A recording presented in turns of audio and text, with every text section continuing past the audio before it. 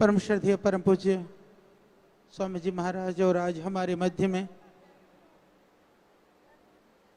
आज हमारे बीच में बहुत बार आप जिनसे मिले, जिनका आशीर्वाद आपको मिला है, पर आज परम पूज्य श्रद्धेय हमारी दीदी माँ का जो स्वरूप थोड़ा सा आपको देखने का और सुनने का थोड़ा अधिक मौका मिला। सिर्फ मैंने दो बात मैं याद दिलाना चाहता हूँ आप सबको। जैसे श्रद्धेय स्वामी जी ने कहा कि अब तो बहुत सारी साध्वियाँ हैं, विशेष करके जो मातृशक्ति हमारी जो बहनें हैं उनमें, पर जब संत बहुत थे, सन्यासी थे, बहुत सारे आचार्य थे, गुरु थे, बहुत सारे लोग थे पुरुषों में, पर माताओं बहनों में वह रूप कहीं ना कहीं लुप्त प्राय था कि यानी सन्यासिनियों में यानी साध्वियों में भी एक आभा, तेज और ओज को जिन्होंने पुनः प्रतिष्ठापित करने का गौरव भगवान ने जिनको निमित्त बनाया, ऐसी हमारी पूज्य हमारी दीदी माँ। और व्यक्तिगत रूप से कहूँ तो यूँ तो सबको प्रेम करती हैं, पर हमको हमारे हिस्से में बहुत ज़्यादा है, ये हमारा सौभाग्य है। और जब घर से निकली थी, जैसा दीदी माँ ने कहा भी, आपने सुना भी, बहुत कठिन था। यहाँ पर बहुत सारी बहनें बैठी हैं, मैं उनको लक्ष्य करके, क्योंकि भाइयों के लिए भी बहुत सारी बात सीखने की है।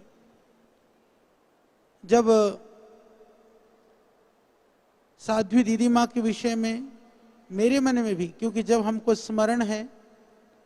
90 में लगभग, जब राम जन्मभूमि के लिए आंदोलन चरम पर था, तो दो भाषण हम बहुत सुना करते थे, एक दीदी माँ का, एक उमा भारती जी का। तो दीदी माँ के हम लोग कैसेट गुरुकुल में उस तरह से अलाउ होता नहीं था, तो हम छुप छुप करके हमने जो है वो कैसेट लगा करके हम सुनते थे। और जिस पराक्रम के साथ, जिस ऊर्जा और तेज के साथ आप समाज को जगाने का आपने काम किया, उसके लिए पूरा हिंदू समाज, पूरा वैदिक सनातन परंपरा को मानने वाला हर व्यक्ति आपका ऋणी है। वह तो सम्मुख वाला भाग है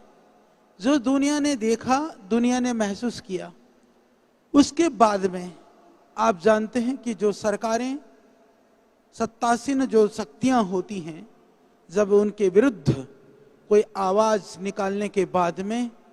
किन परिस्थितियों को सामना करना पड़ता है, क्योंकि वर्तमान में परम पूज्य श्रद्धेय स्वामी जी उसके प्रत्यक्ष उदाहरण हैं कि उन सत्ताओं को भी चुनौती दे करके आज भी डंके की चोट पर सीना ठोक करके जैसे श्रद्धेय स्वामी जी खड़े हैं। तो श्रद्धेय स्वामी जी ने जो जिन चीजों का सामना किया, कभी बैठ करके हम कभी उसको कल्पना से उसको अनुभव नहीं कर सकते हैं। इसी तरह से पूज्य दीदी माँ ने उसके बाद में जिस तरह से इनको टॉर्चर किया गया, जिस तरह से सताया गया, कितनी बार ये जेलों में गई, और जेलों में जितनी तरह के अपमानित हो सकता है, जितनी तरह के ठोकरें दी जा सकती हैं, वो इस तरह की द्रवित करने वाले कि पत्थर दिल भी सहम उठे, दहल जाए, पत्थर आंखों में भी आंसू आ जाए, उन परिस्थितियों को पूज्य दीदी माँ ने सहन किया है। कई बार ये जेल में गई हैं और उनको अपमानित करने के लिए बहुत तरह के षड्यंत्र किए गए, बहुत तरह से टॉर्चर किया गया। उसके बाद में भी ये चट्टान की तरह से, पर्वत की तरह से अडिग रही। यह इनका वह रूप है कि विपत्तियां और बाधाएं, घर छोड़ करके भी विपत्तियां ही पीछे लगी। जिस समाज के लिए कुछ देना चाहती थी, उस समाज की स्वीकार्यता कि एक साध्वी के रूप में, एक सन्यासिनी के रूप में स्वीकार उस रूप में नहीं था, उसका भी सामना किया। फिर समाज को देने के लिए एक ओज और तेज के साथ समाज के बीच में आई, तो फिर भी उसी समाज ने प्रताड़ित किया। इतना प्रताड़ित होने के बाद में भी अपने वात्सल्य भाव को जागृत करके, जिन बच्चों के कोई आश्रय नहीं था, जिन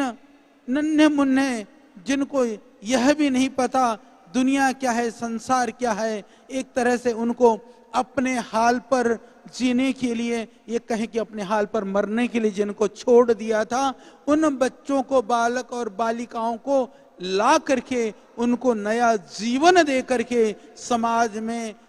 सीना ठोक करके खड़े होने का, गौरव देने का काम भी दीदी माँ ने किया। तो मैं आपको आज एक बात कहना चाहता हूं, बहनों को विशेष, मैंने हमेशा साधना और तप के लिए मैंने गंगोत्री की सुभद्रा माता का उदाहरण दिया कि किस तरह से एक महिला शरीर होकर के भी वो हिमालय में तप सकती हैं, तो किस तरह से एक महिला शरीर में होकर के भी समाज के लिए सारे प्रतिकूलताओं का, संघर्षों का, अपमान का, चुनौतियों का सब कुछ सामना करके भी पूरी दृढ़ता के साथ में पूरी दुनिया को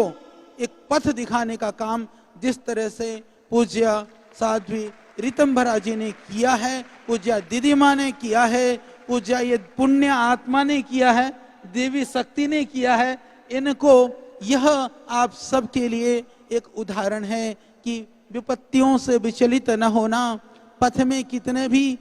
कांटे हों कुछ उससे बिगड़ता नहीं है, बशर्ते कि आप अपने पथ पर अडिग हो। ऐसे पथ पर अडिग चलने वाली पूज्य हमारी दीदी माँ, उनको हमारी बहुत शुभकामनाएं, और बहनें उनसे प्रेरणा लें कि विपत्तियां, देखो ये छोटी मोटी चीजों से तो फिर क्या,